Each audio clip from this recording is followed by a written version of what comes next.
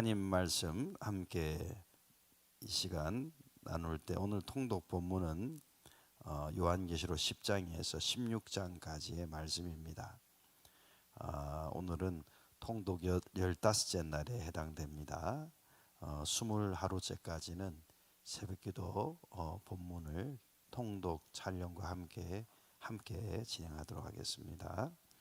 일단 오늘 먼저 우리 계시록의 구조를 다시 한번 볼 필요가 있는 것이, 이 계시록을 읽다 보면 상징이 많고 비유가 많아서 모든 것이 이렇게 좀 많이 뒤섞여서 혼란스러울 수 있기 때문에 우리 숲을 보기 위해서 한번 계시록 구조를 다시 한번 보겠습니다.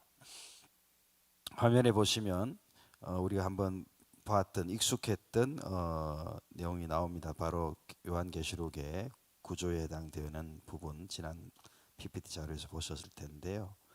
그게 이제 1장에서 3장까지 7교회 이야기였고 4장에서 7장까지가 7인에 대한 이야기였고, 그리고 8장에서 11장, 오늘 본문이 이제 10장부터니까 여기 이제 7나팔 끝부분에 해당되죠.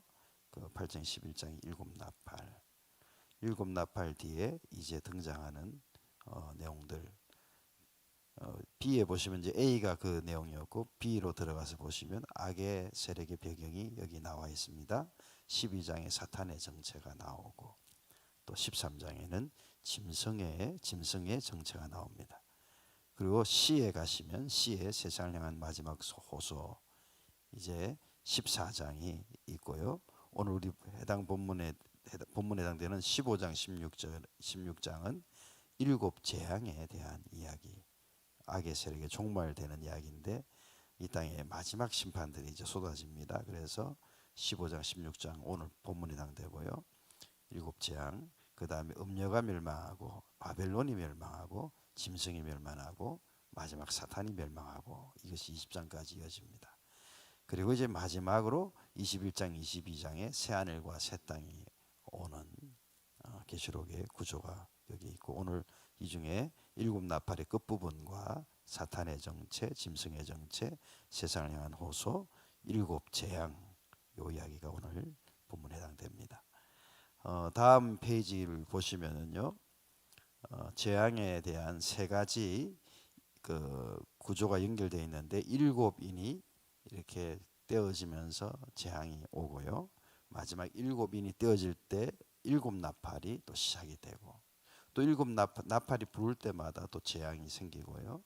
일곱째 나팔을 부를 때에 일곱 대접을 가진 천사가 등장하고, 그래서 또 이 일곱 대접의 심판은 이제 최종적인 재앙이요, 최종적인 심판이거든요.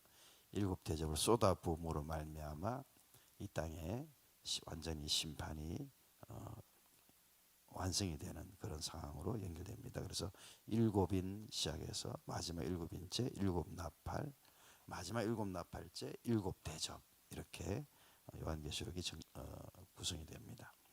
오늘 그 본문에 그 해당되는 일곱 나팔 이야기가 오늘 다음 페이지에 보시면 등장합니다. 일곱째 인을 뗄 때 일곱 나팔이 이제 등장하죠. 첫째 나팔은 땅에 대한 심판, 둘째는 바다, 셋째는 강과 샘물, 넷째는 하늘, 다섯째는 황충, 여섯째는 전쟁이 일어납니다. 유브라데에서. 일곱째 이제 다시 마지막 나팔의 비밀이 열리고 일곱 대접의 재앙으로 또 넘어갑니다. 다음 페이지 보시면 이게 굉장히 우리에게 또 굉장히 우리에게 그 비교를 할 수 있는 좋은 내용인데요. 나팔 재앙과 그다음 일곱 나팔이 끝나고 일곱 대접으로 재앙이 들어가잖아요. 일곱 재앙이 굉장히 평행하게 이렇게 비슷하게, 첫째 나팔, 첫째 대접, 땅에 대한 심판인데, 그러니까 나팔보다 더 큰 마지막 재앙은 대접 재앙이거든요. 대접을 쏟아붓는 거니까. 그래서 쉽게 말하면 더 마지막 최종적인 재앙은 대접인데, 나팔은 그 전에 먼저 한번 약간의 3분의 1이라든지 그 3분의 1의 심판에 해당되고, 나팔은 대접은 그 나머지 전체를 다 심판하는 거거든요. 그래서 땅에 대한 심판, 또 바다에 대한 심판, 둘째 나팔, 둘째 대접, 그렇죠. 강샘물, 그것이 셋째 나팔, 셋째 대접. 천체, 하늘의 천체가 흔들리는 거죠. 그 심판도 역시 넷째 나팔, 넷째 대접.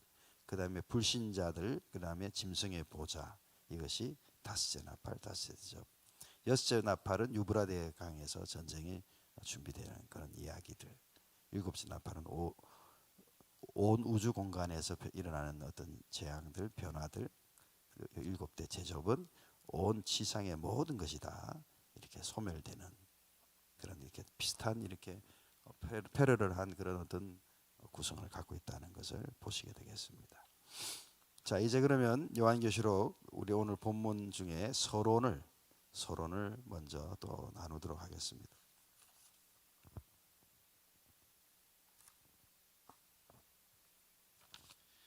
예, 서론은 요한계시록 11장 1절에서 2절에 있는 내용인데요. 제목은 42달 동안 짓밟으리라 하는 심판에 대한 이야기입니다. 참 먼저 제가 설명드릴 건 이렇게 심판이 계속 나오기 때문에 요한계시록을 읽다 보면 이 공포스러운 이 심판으로 느껴질 수 있는데, 사실은 이 책이 쓰여질 당시에는 그 크리스천들이 굉장히 핍박을 많이 받고 순교를 많이 당했던 시절이거든요. 그래서 이 재앙이 크리스천들에게 주어지는 재앙이 아니라 이미 크리스천들은 심판을 받고 핍박을 당하고 순교를 당하고 있잖아요. 그래서 이게 성경에 기록된 요한계시록 재앙은 불신자에 해당되는 것이 대부분이다, 이렇게 그 당시 요한계시록을 썼을 때 그 이미 독자들, 그 크리스천들은 알고 있었던 거죠.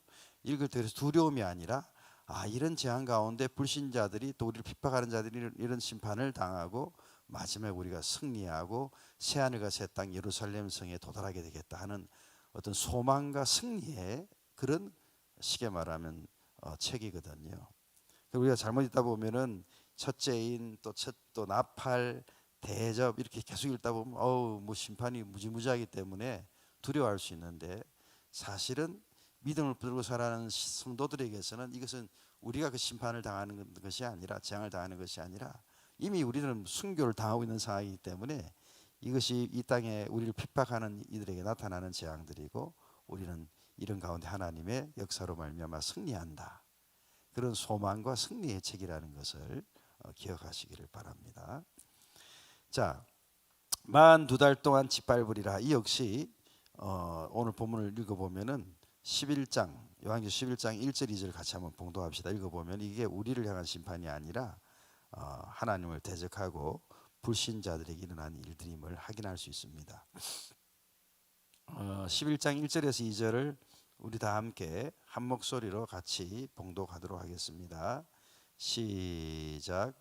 또 내게 지팡이 같은 갈대를 주며 말하기를, 일어나서 하나님의 성전과 제단과 그 안에서 경배하는 자들을 청량하되. 2절. 성전 밖 마당은 청량하지 말고 그냥 두라. 이것을 이방인에게 주었은즉 저희가 거룩한 성을 42달 동안 짓밟으리라.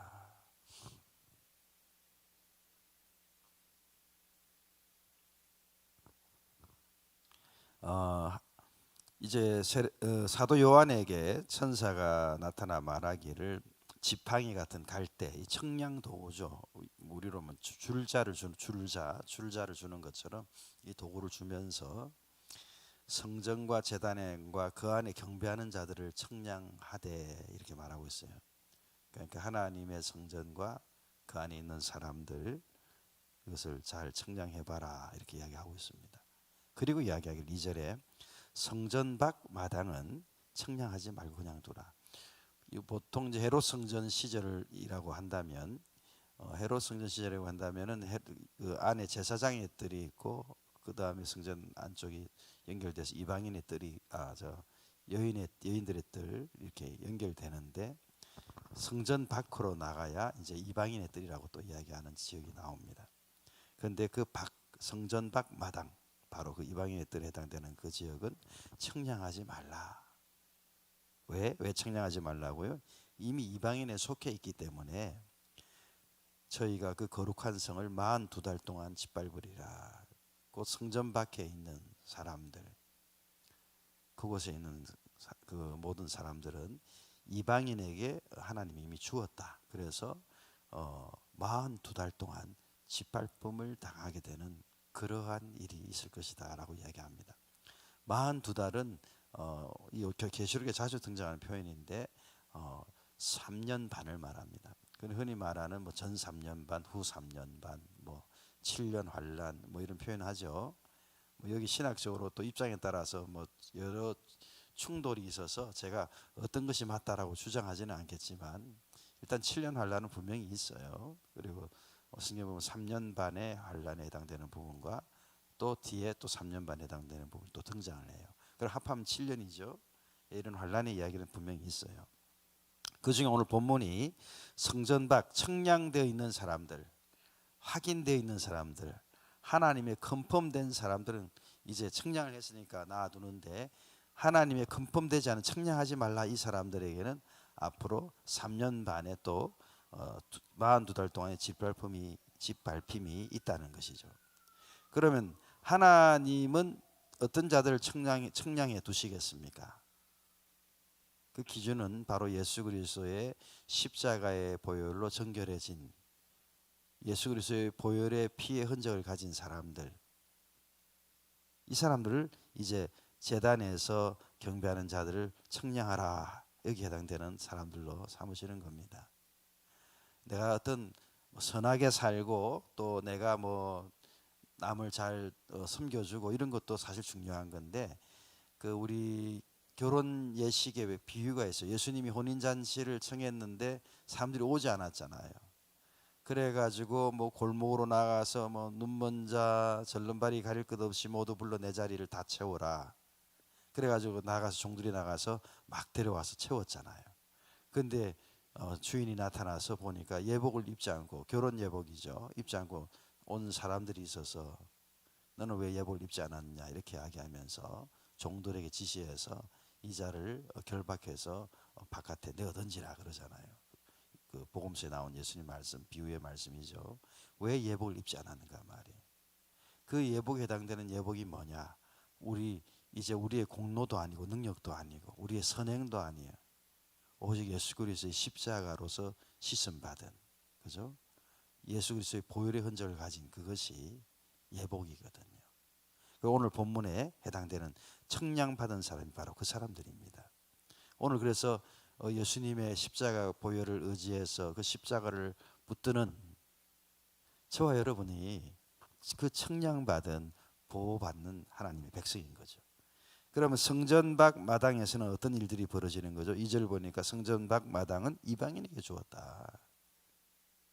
성전 안에서 예배하는 자들은, 예복 입은 자들은 십자가 보혈의 공로를 감사해서 찬양하고 예배하고 하나님을 섬기는 사람들이고, 성전 밖에 있는 이 사람들은 이방인에 주었다. 그러니까 세상과 함께 살아가는 사람들이에요. 예수 그리스도 십자가가 아무 의미가 없는 사람들이에요. 그 사람들에게 42달 동안 짓밟힘이 있다는 거지요. 자, 그러므로 오늘 우리들은 성전 안에 있습니까? 성전 밖에 있습니까? 나는 어디에 있습니까? 나는. 우리가 세상에 살아가는 것은 세상에 살지만 구별되어 살아가는 것이고요. 늘 성전 안에서 십자가의 공로로 그 구원받았음을 감사하며 예배하며 하나님과 교통하고, 세상에 나가 살 때, 우리가 세상에 나가 살아갈 때 필요한 일은 뭐냐? 이 복음을 전하는 거죠. 전하는 거. 그죠? 그래서 세상에 접촉점을 계속 우리는 갖고 있는 거예요. 그래서 죽어간 영혼들을 구원하기 위해서 세상 가운데 우리가 살고 있는 거지, 세상에 살기 위해서 내가 신앙생활을 한다, 세상에 살기 위해서 내가 마음이 컬컬하니까 교회 나온다, 이것은 사실 주객에 전도된 이야기예요. 내가 성전 안에 살면서 십자가 보혈로 구원받은 것을 기뻐하면서 하나님께 예배하고 하나님의 모든 것을 인해서 영광을 돌리는 그런 삶을 살다가, 성전 밖에 사는 것은 뭡니까? 세상 가운데 사는 것은 죽어가는 것들을 어떻게든지 살려보려고. 오늘 요한계시록 1장 1절 2절의 이야기가 그 이야기고요.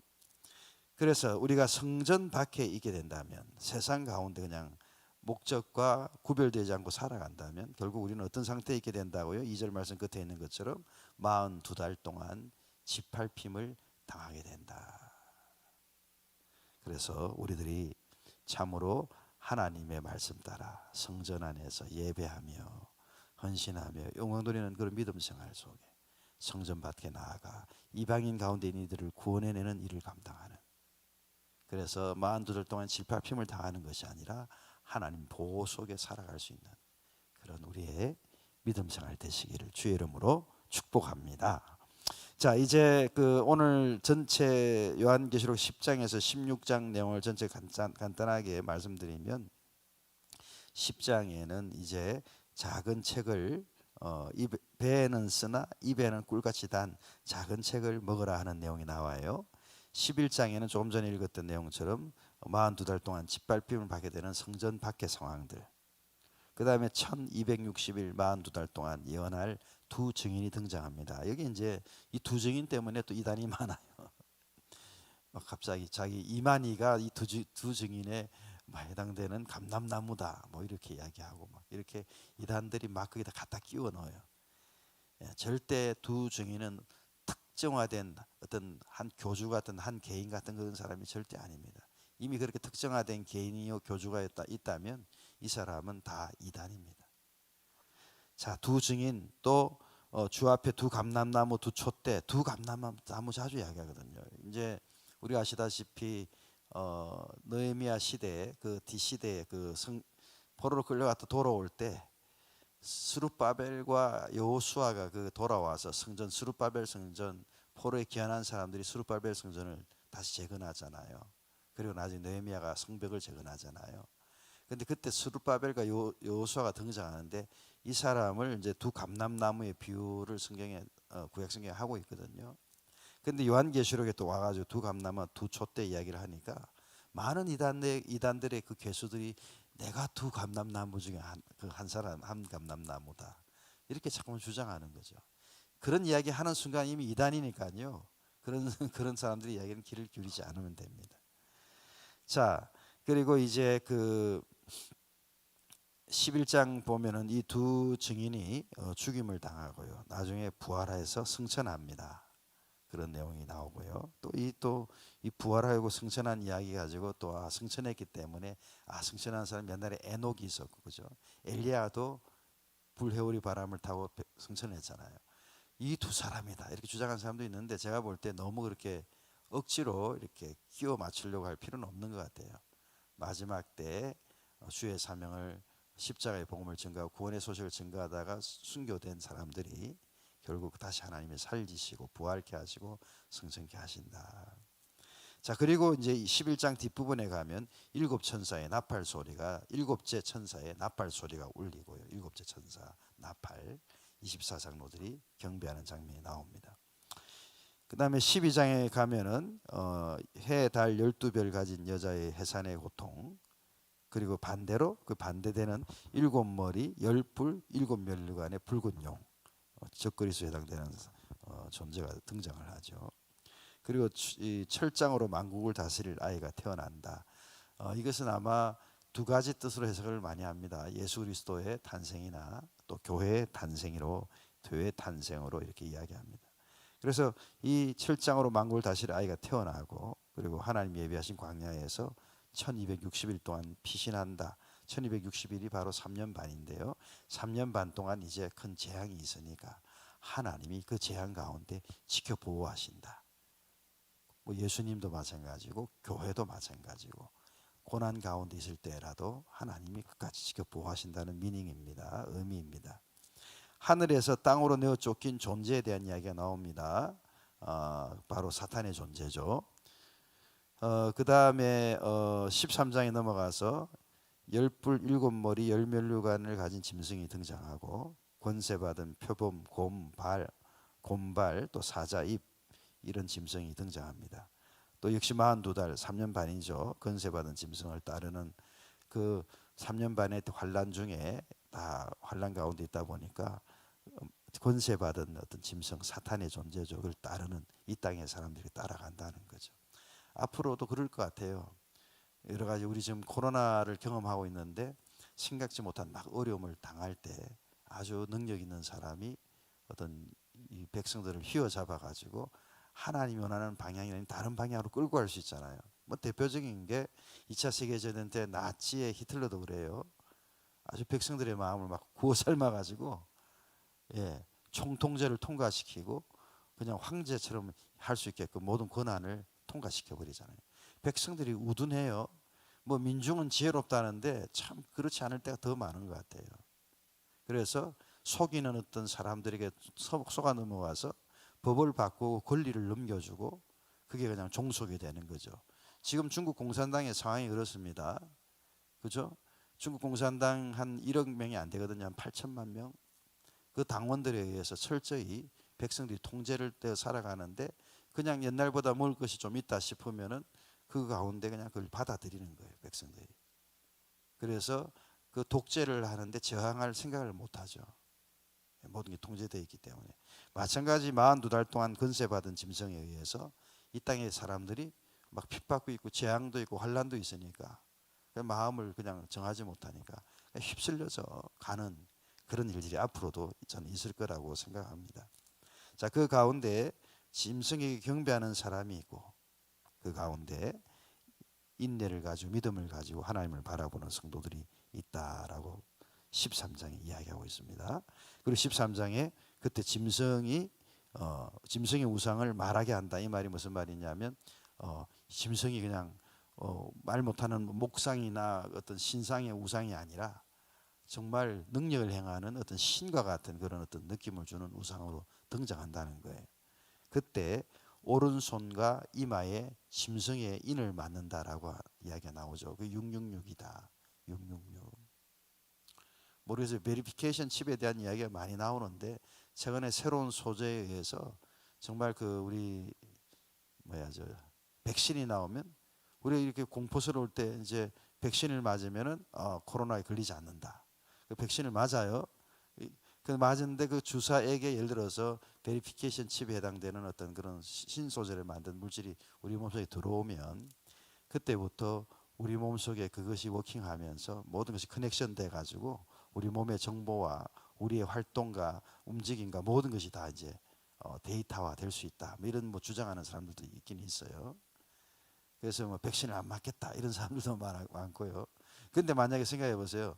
지금 코로나니까 혹시 안 맞아도 된다 치더라도 아주 치명적인 어떤 바이러스가 펼쳐가지고 뭐 그냥 많은 뭐 지금은 뭐 몇백만 명이 죽는다 치는데 전 세계에서 전 세계 70억 중에 몇백만 명이 퍼센테이지를 많은 건 아니지만 만약에 어떤 치명적인 바이러스가 다시 나왔는데 그거로 인해 전 세계 70억 인구 중에 한 절반이 죽는다 쳐봐요.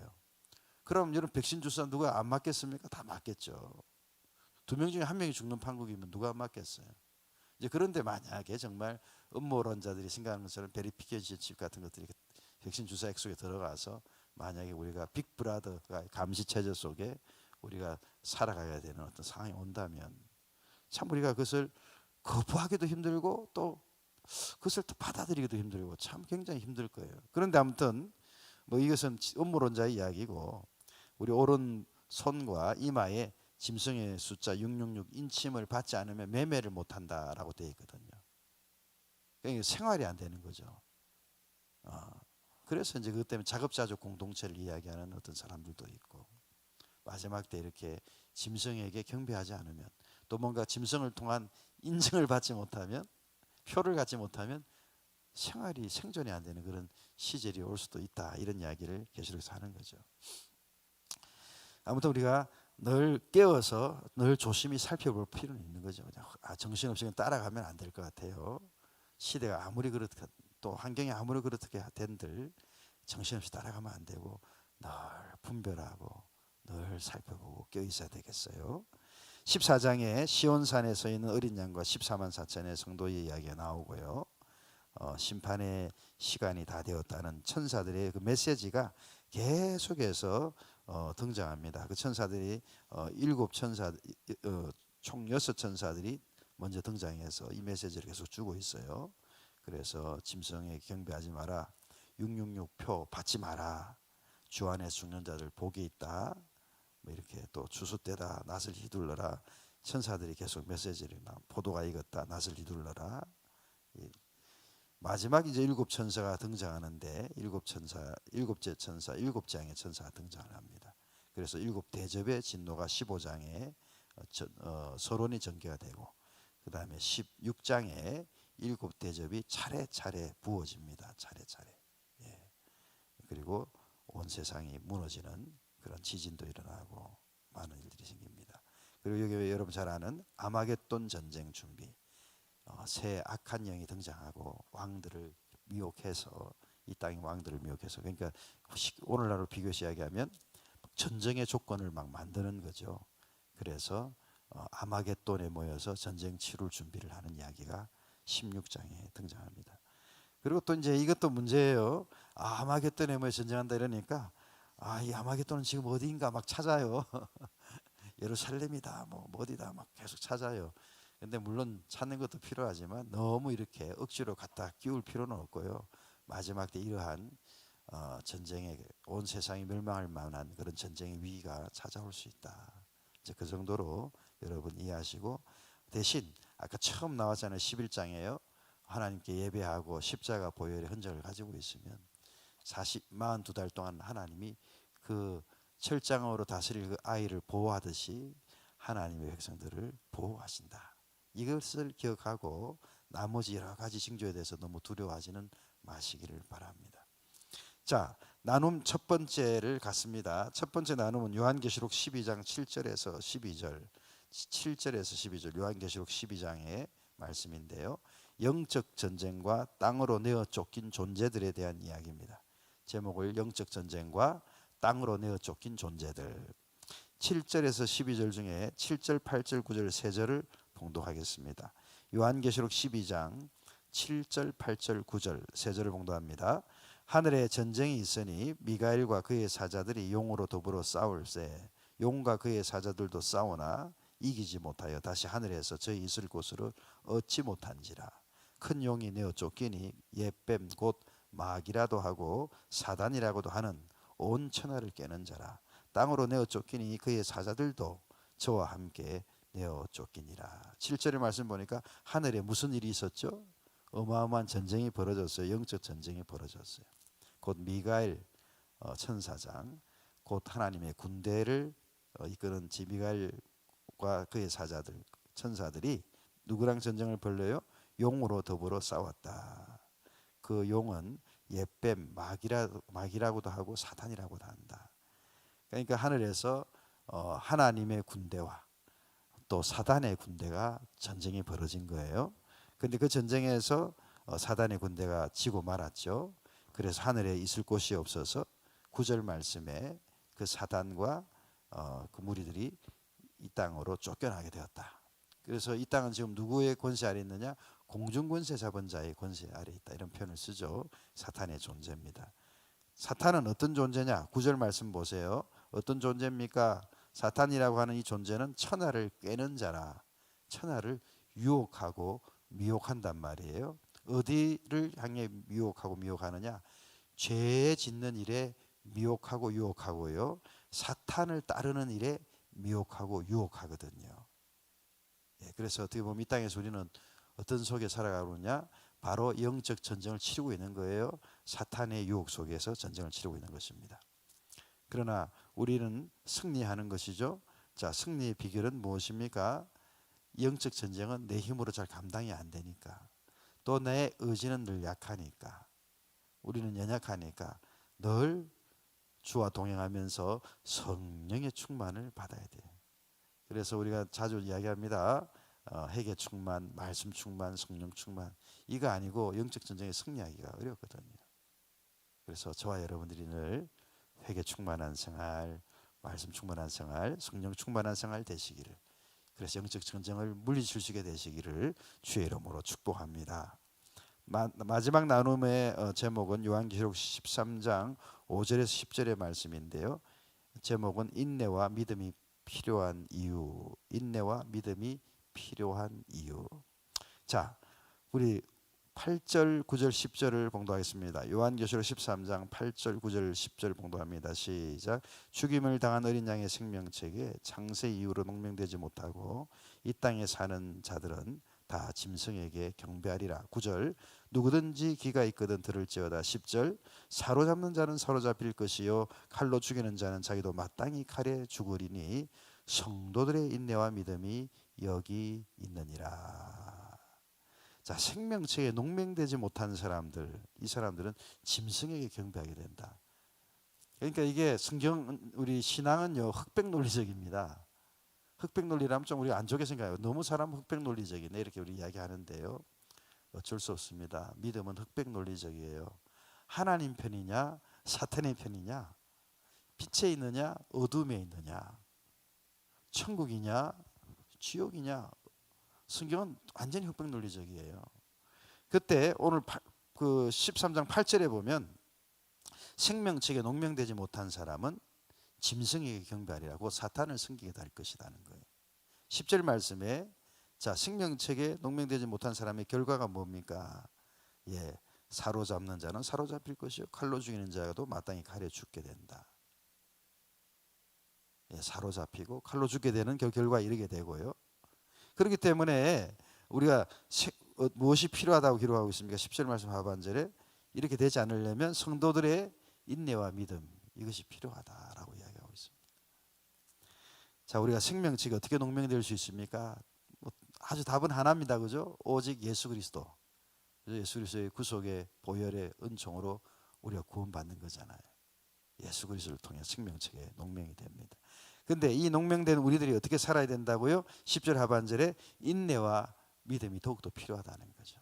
왜냐하면 사탄은 어떻게든지 우리를 꿰어가지고 미혹해서 자기를 따르게끔 이렇게 하니까. 우리 땅을 살아가는 동안 생명체가 농명되어 있는데 우리에게 특별히 인내와 믿음이 필요하다. 인내와 믿음 하니까 우리 히브리 12장 1절에서 2절에 있어서 우리 교회 표가 생각나지 않습니까? 우리 앞에 당한 경주를 인내로 경주하며 믿음의 주여 온전케 하시는 이인 예수를 바라보자. 그래서 믿음 생활할 때 우리 신 목사님 왜 우리를 달달 볶지? 제가 착한 목사이기 때문에 그런 거예요. 우리 승리하기 위해서. 예. 편안하게 신앙생활하는 거 좋죠. 목사인 저도 편하죠.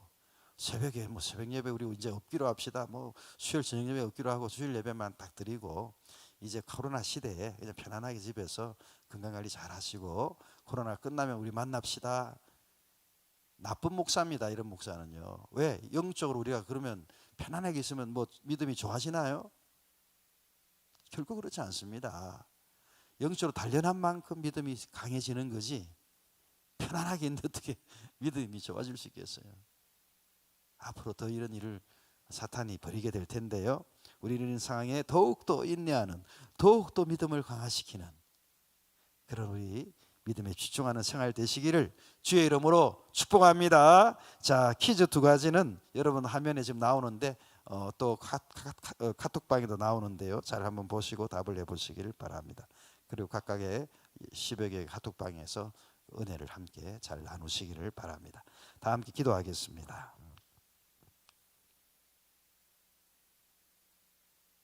하나님, 참 영적 전쟁이 곧 펼쳐지는 것을 계시를 통해서 보게 됩니다.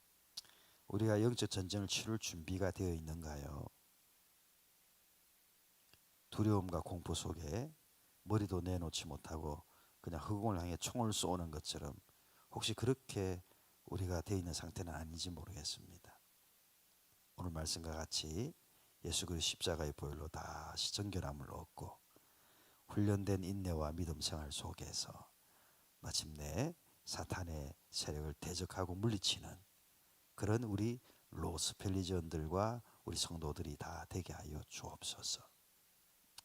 하나님, 이 가운데 한 사람도 낙심하지 말게 하시고 늘 성령을 충만히 부으시사 나는 연약해 넘어지고 쓰러지지만 성령의 도우심으로 다시 하나님이 원하는 길을 성큼성큼 걸어갈 수 있는 우리들 되게 하여 주옵소서.